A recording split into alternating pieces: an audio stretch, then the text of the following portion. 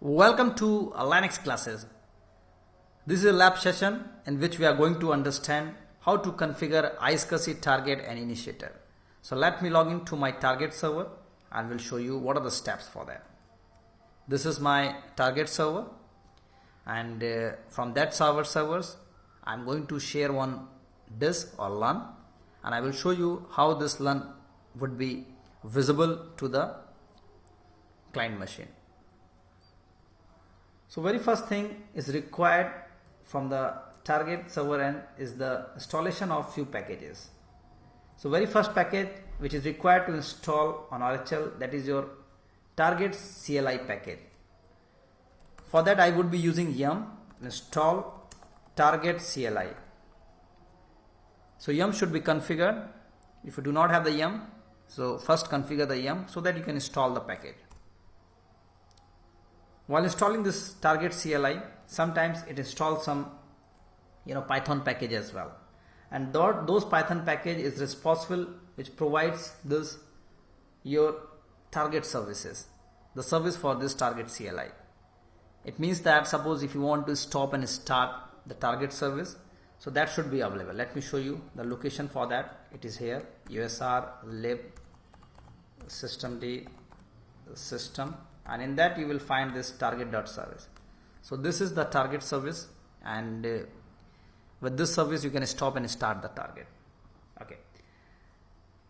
And this Target CLI utility, which is basically used by all storage fabrics, and in RHEL 7 all our storage fabrics are managed by this utility Target CLI. Okay. Next thing is that how to use this utility. So this utility is basically this is for the administration shell. You can say it will provide you the shell, and from that shell you can create, edit and view the configuration of your kernel's target subsystem. To run this target utility you have to run this Target CLI, and there are a lot of options. If you do not aware of how to use this, you can always use help. If you will type help, what will happen? All the options will start showing. Okay, the few commands you can run here, that is ls command. It will view the object hierarchy. Whatever the objects is there, it will show you. We'll understand each objects like backstores, block, file, IO. And if you want to move into some object, then you have to use cd. Okay, like cd backstore. Now you are here.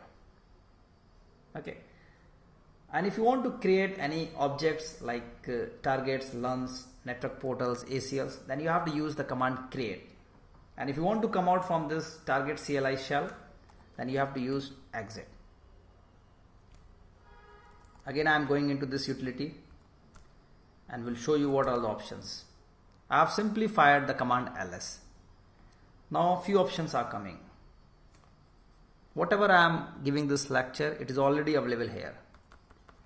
So if you want to configure, you can follow this PPT. I would be attaching this PPT. Every steps are there. What is Target CLI and what is basically each steps, backstores, what is backstores. Okay. So I'm here. Backstore is basically, backstores are the different kinds of local storage resources that your kernel uses. Or you can say that from here we export the LUNs to the client machines. We have further options like block, okay, and file IO, iSCSI and RAM disk. These are the options you can see. Okay, the mapping to local storage resources that each backstore creates are called the storage objects. So whatever the objects you are going to create, like your iSCSI disk, your any disk, if you want to share, so this is called an object. Okay, what is block here? Block is basically all the Linux block devices such as this disk. Suppose you have a raw disk and you want to share the raw disk to your clients, so that would be that would come under block. Suppose you have one file and like .img file, and you want to share that file as a file system to the client, so that would be coming under file IO. Any file on the mounted file system such as like temp disk1.img, and if you want to share to the client, then you have to go with the file IO. The next one is your pSCSI. pSCSI is basically for the physical SCSI. Permits pass through to a physical SCSI device connected to the server,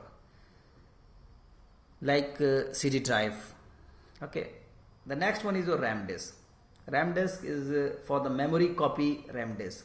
Create a RAM disk file of a specified size in memory of the servers, and this type of storage will not store data persistently. So whatever we have in the RAM disk, obviously after the reboot it will gone out. So you can use or share the RAM disk as well.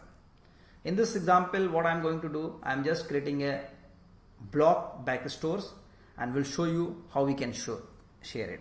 So here you can see that the disk /dev ISD is already shared. Okay, I'm going to create another disk and will show you how we can share it. So let me come out from that. First we have to find out, do we have any disk or that. Let me see fdisk-l. So with this command, I'm just checking for a disk, free disk on the server. I've already shared one disk, so I have to use few commands which can be used to share the disk. So this is what I'm scanning I'm doing at the server end.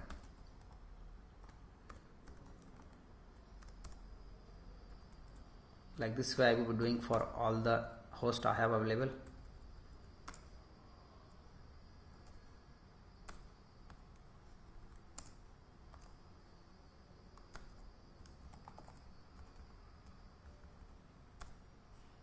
Okay, now you can see that the disk, after scanning I got a disk, and this disk I'm going to share from my target, and after that I would be using my client machine initiators with the help of IQN number, the unique number from the client machine, and will show you how we can map to the client machine using the IQN number.